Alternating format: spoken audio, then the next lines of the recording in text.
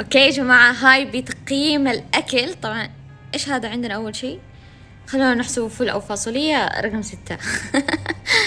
اوه هذا شكله لذيذ كذا. لا أحب كل الأكلات زي كذا، أحسها كأنها أكل مكسيكي، بنحطها 4. النقانق مش مرة فان، نحط 7. وهذا شكله لذيذ بس شكله صحي زيادة عن اللزوم، ياخذ 8. شوف أي شيء زي كذا تخيلوه على أساس إنه مسقع حيطلع واو 5. هذه piece of art خلاص 3 of course. نودلز واو، بس النودلز أحب أسويه في البيت، مو يعني ما أثق في اللي برا. 9.